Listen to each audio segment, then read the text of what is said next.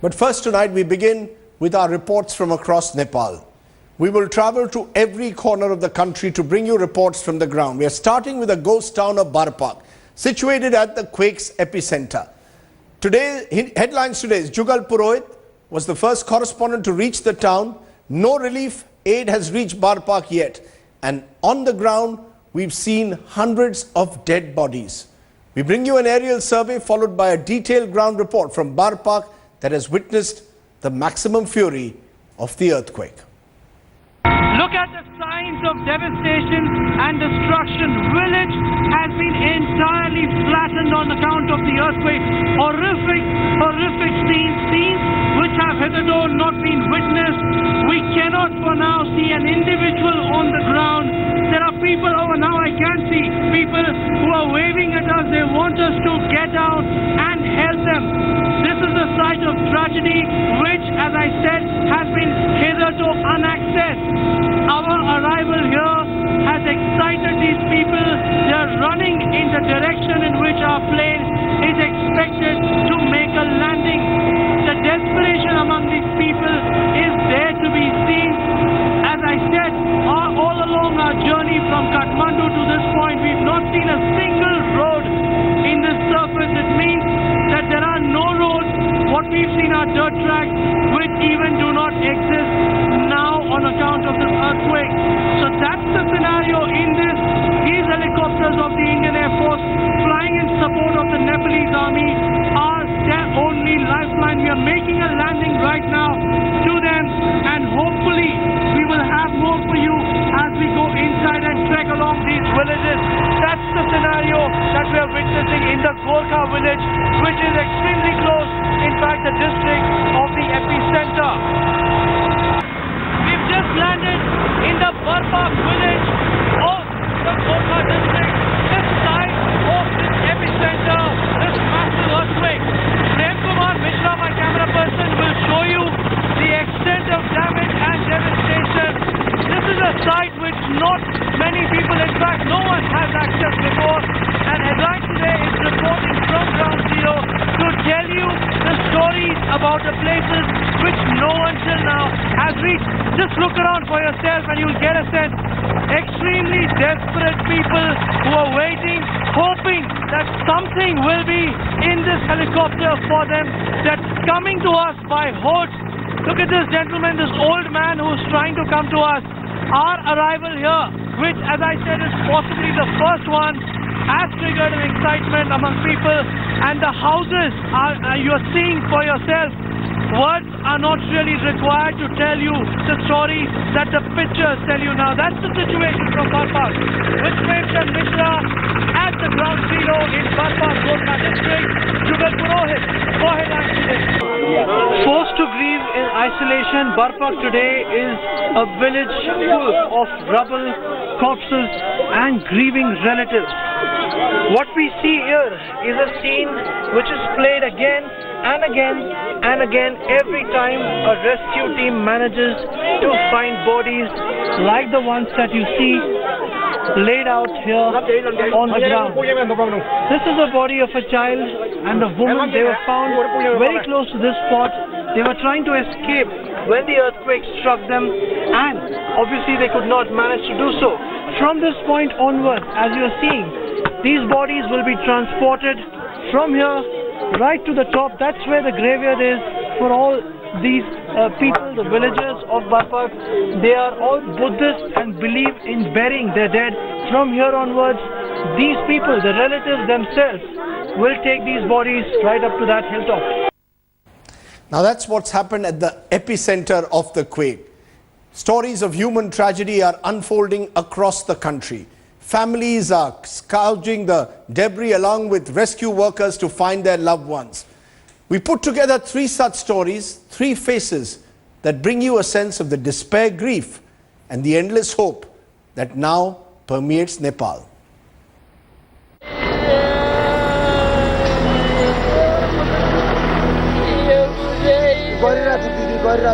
This pain,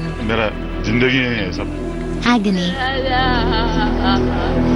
tears and helplessness. कल तक आ रही थी? हाँ, कल तक शाम तक आ रहा था।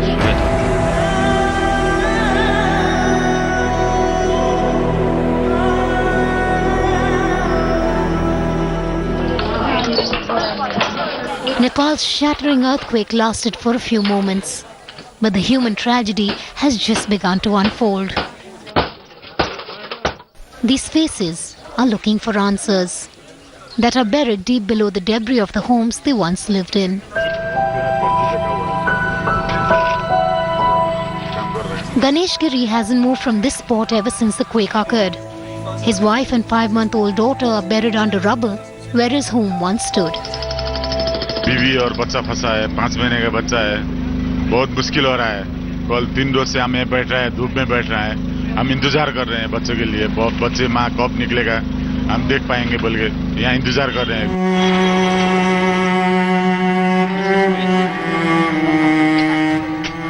These eyes have been waiting for some news of the son and daughter since Saturday. Santosh Lama's children are still buried under the debris of their home in Kathmandu. His wife is losing hope by the minute, crying in desperation for just one glimpse of her children. कल तक आवाज आ रही थी? हाँ, कल तक और शाम तक आ रहा था, सुबह तक। अभी तो वो हो गया, और कैसे निकलेगा ये हमको मालूम नहीं। जिंदा तो नहीं होगा, मरा हुआ है तो अपना बेटा बच्चा तो चाहिए हमको। Not far away, Bhaktpur district in Kathmandu has turned into a graveyard. Not a single structure withstood the quake's fury, bearing Sher Bahadur's son and daughter-in-law. अपने बेटे को, बहू को क्या इसके भीतर दबे होने की उम्मीद? वो आशंका वही है, इसके अंदर ही होगा, कोई नहीं होगा। This is the story in every lane of every colony in Kathmandu. And the fear in the hearts of thousands is that closure will betray them. With Manogya Loiwal and Kumar Abhishek in Nepal, Bureau Report, Headlines Today. The Indian government, of course, since Saturday has launched a massive rescue effort in Nepal. It's called Operation Maitri. Headlines Today's Rahul Kawal got on board and an IAF chopper from Kathmandu joined the aerial rescue operation and tried to help out. This is his ground report from one of the worst hit zones. We are currently on board an Indian Air Force chopper that has just taken off from the Kathmandu airport. Behind us, rescue material being brought. This material is being taken by Indian Air Force choppers to the worst affected areas. With us on this flight are locals from Nepal. These people are from the villages that have been badly impacted. What the Indian Air Force is attempting to do is to take these people to their villages to carry medicine, food, water supplies, and also to evacuate those who've been injured and to bring them back to safety. You're watching Operation Maitri live on Headlines Today.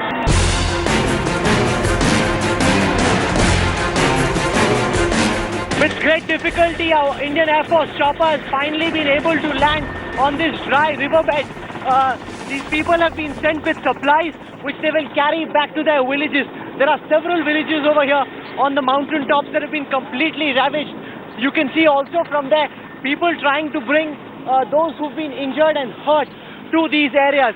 That is what's being attempted. This is a very, very difficult area to be able to land, and with great difficulty the Indian Air Force has been able to land here.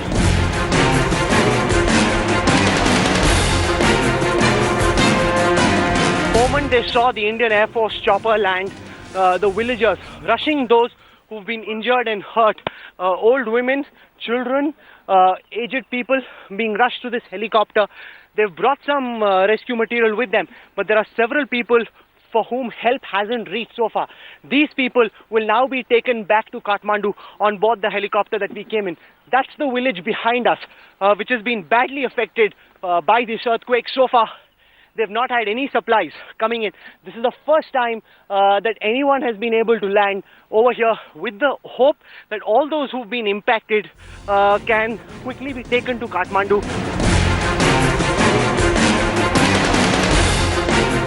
This is the Kindhang Beli village completely devastated by the earthquake. Whether they are houses, whether they are shops, completely destroyed because of this 7.9 earthquake. Now, villagers here very, very concerned about what the future holds for them because they haven't had any relief supplies coming in. We're the first outsiders who've been able to make it to this village since this earthquake struck. This village is based on a riverbed, very close to the river, and you can see the scale of the devastation.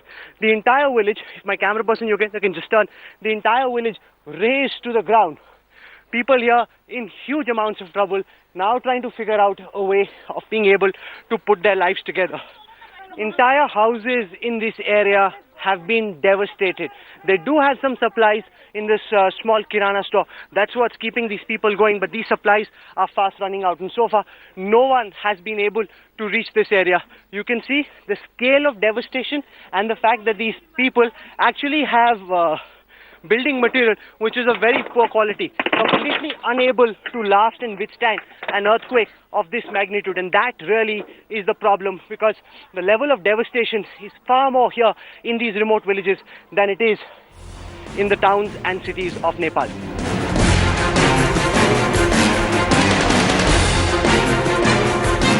We have to be able to make it back to our helicopter very quickly because there are several sorties that the Indian Air Force team needs to carry out. This is just one village they've come to. There are several other villages too where help hasn't yet been able to reach.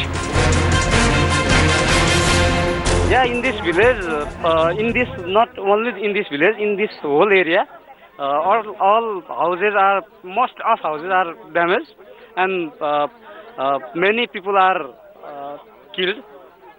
Especially, as we know, in this Marpak BDC, more than in average, more than 20 people in a BDC has been expired.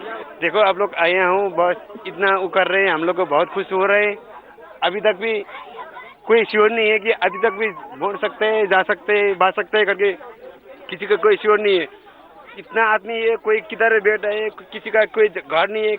देखो आप लोग देखा होगा ना, किसी का घर नहीं है, क्या खाएगा, क्या किधर बैठेगा, क्या करेगा करके हम लोग कुछ नहीं है. The Indian Air Force crew along with the Nepali army have taken the maximum number of people that they could, but this chopper is already full up. There's absolutely no space left. They've kept the fuel down to the bare minimum so they can carry the maximum number of casualties, but they will have to make another sortie because there are several other people who are still here, still injured, still need to be evacuated. This is going to be a very long and arduous rescue operation. Rahul Kanwal is there reporting on Operation Maitri. Let's go straight across to Rahul. Rahul, the sense one is getting is that this is a crisis which is still, we don't know the magnitude of it. We started today's program by taking Jugal to the epicenter.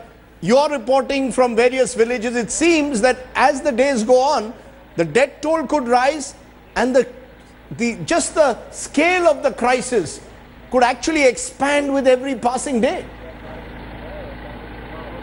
Rajdeep, right before we came over here to Darbar Chowk, there was a high-level meeting taking place in the Ministry of Home Affairs, and I managed to get a word in with the INB Minister Mahinder Rijal. He says at least about 4,000 people are already feared dead, and they're saying that this death toll could go up further. They say that the economic impact of this loss hasn't yet been fully understood.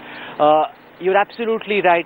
The scale of devastation hasn't yet been fully understood for the reason that most of the helicopter sorties are going to particular places from where word has been able to get out.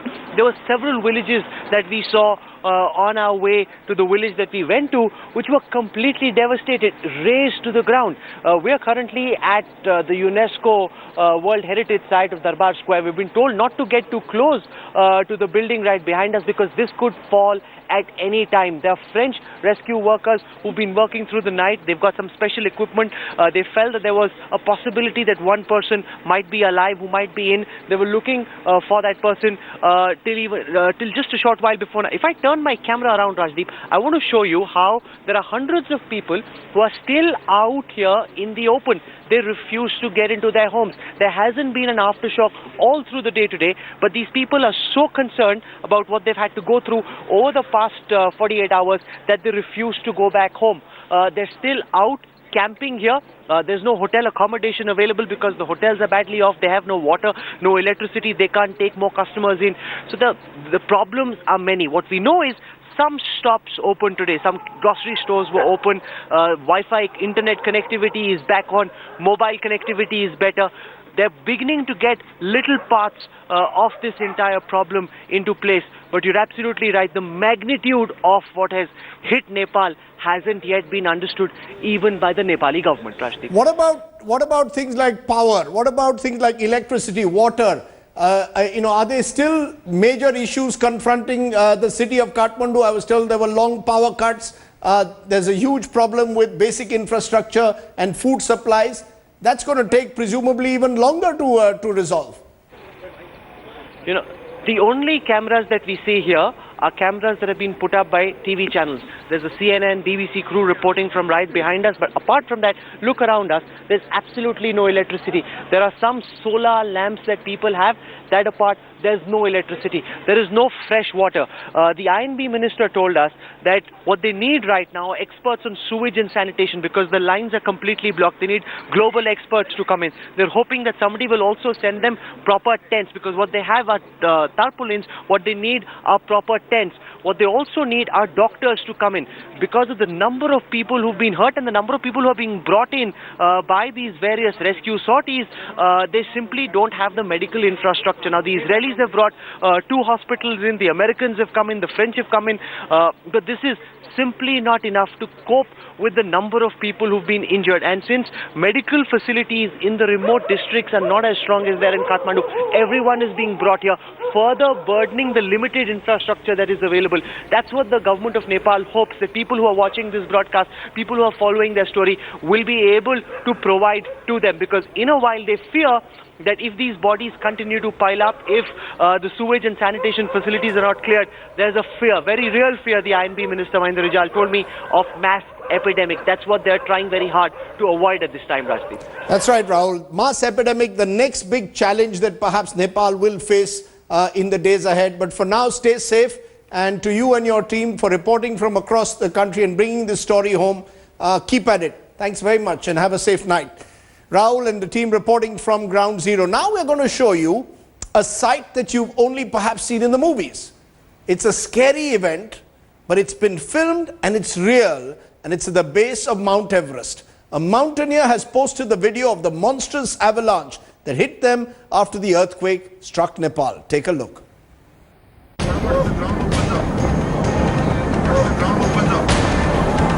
25th April 2015. A group of mountaineers are chatting at Mount Everest base camp, pitching tents, thinking about scaling new heights.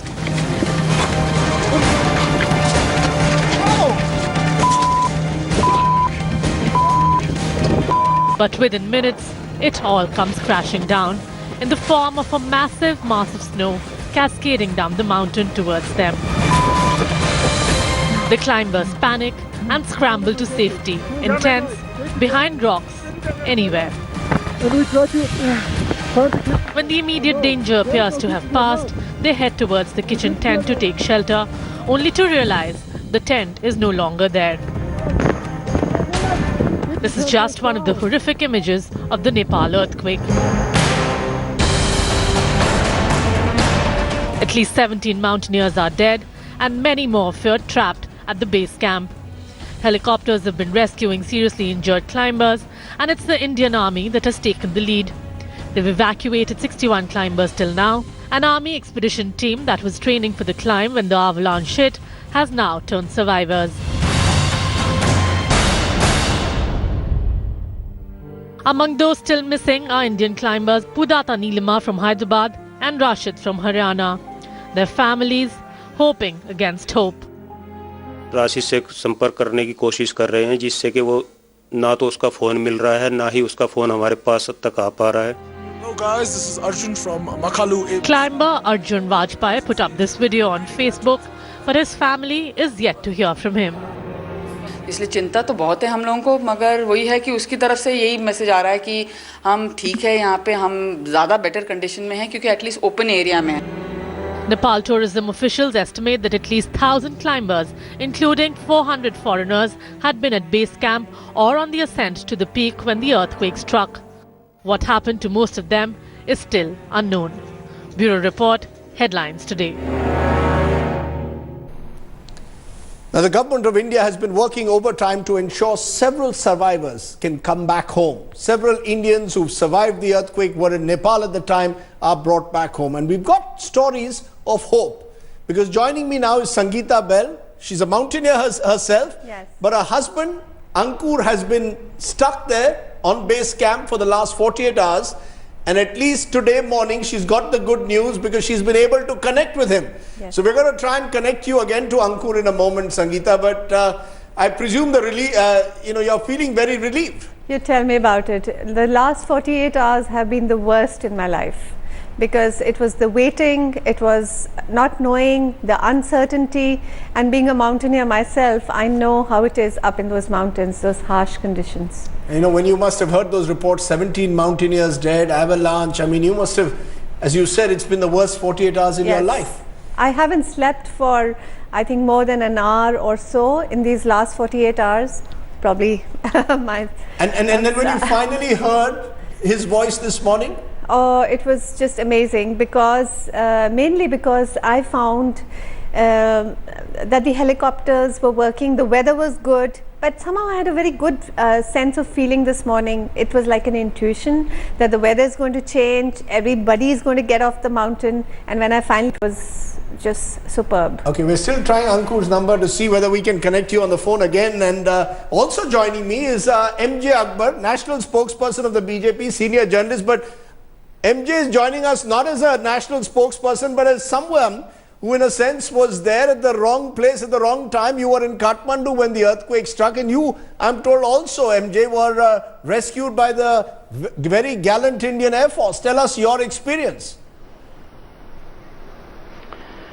Yes, indeed. Actually, my personal story is not of much consequence because, we were only part of a group. These things, one can't predict, one doesn't know what happens in life.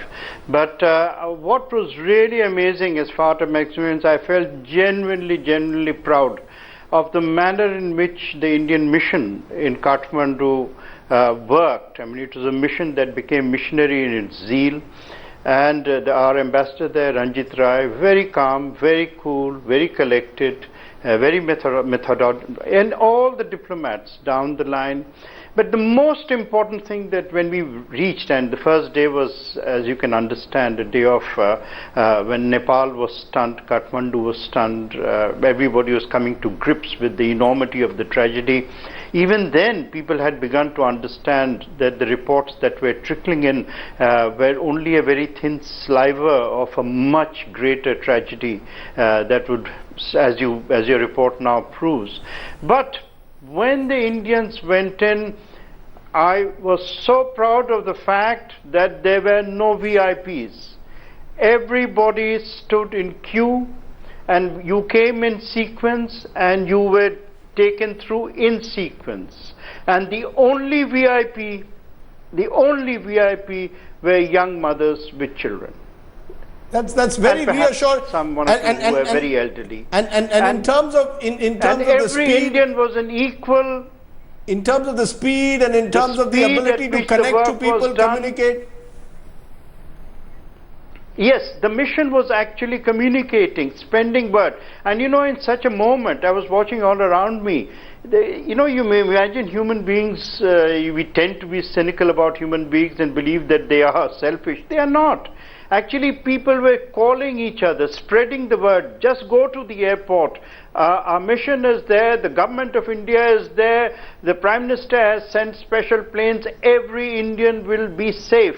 And that really sent a sort of message of such hope all around. People then, however they managed to get some help, everyone helped each other. It was quite a marvelous experience to behold. And I found, the courage and the calm courage of our Air Force, the pilots, the crew, their cheer on their faces, working very hard, very methodically. The soldiers and the, armed forces people who came down and stayed back ready for to do their bit, as brother nations.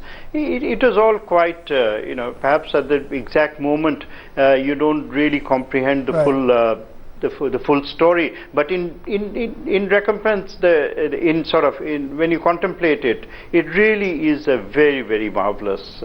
I remember actually one anecdote which is very nice. The real relief sets in when you touch your own country. And as we getting onto the airport bus, a gentleman from perhaps Punjab, a doctor or something, said something. And he wasn't, he wasn't being witty or anything. He just said, all my life I have paid taxes, and today the Prime Minister's action makes me feel that every rupee I have given to government in India has been worth it. Okay, so Narendra Modi getting a lot of credit, and his government getting a lot of credit, perhaps justifiably. You could question whether it's the entire Indian system rather than the individual which has risen to the occasion, as you say, whether it's the embassy, the Air Force, the government of India. You really have to say thank you, Indian government. Somebody has to lead. Sure.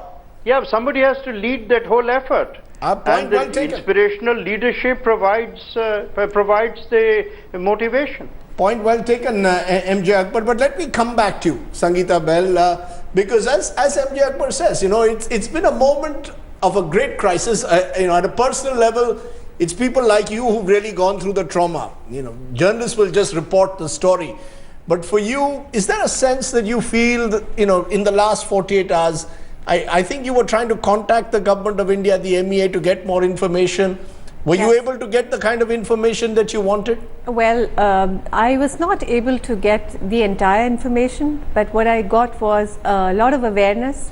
People were putting me on to the right people. I got through to the army. So there was a lot of connection that I got through. So I would say the social media really helped, because in this term of crisis, I really didn't know where to turn, and being a mountaineer, I knew exactly what was happening there in the mountain. Of course, not to that scale, but it was absolutely crucial that I got help.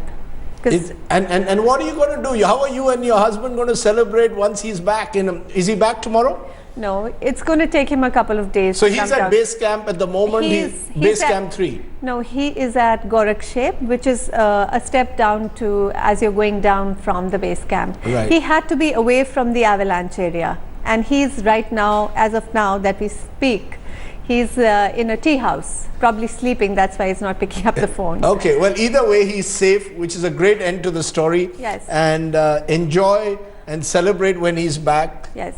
It's terrible because there's been so much of grief all around. Yes. That it's nice to know that there are people who've survived and lived to tell the tale. It was a very emotional moment for us, because when he called, and the last 48 hours, I didn't know, he didn't know what was going on through our mind. And we have a pact between us to say that if we are on the mountain alone, then we must still communicate and tell the other that, one is all right. Because the one who's on the mountain is still okay, but the one who's waiting behind to see what's happening is the one who suffers really, because you can't communicate. And he was carrying the satellite, which was one way. Only he could call and we could receive. So I cut off everybody's phone calls and I said, nobody's going to call me. I'm just waiting for the satellite call, which never came for 48 hours. But you got the call in the end. Finally, and that's the great story. So the great story, there is amidst all this grief, there's reason to smile. And Sangita, you brought a smile on our face. MJ Akbar, appreciate your joining us. I guess next time you've got to be at the right place at the right time, not in Kathmandu at a time that you were.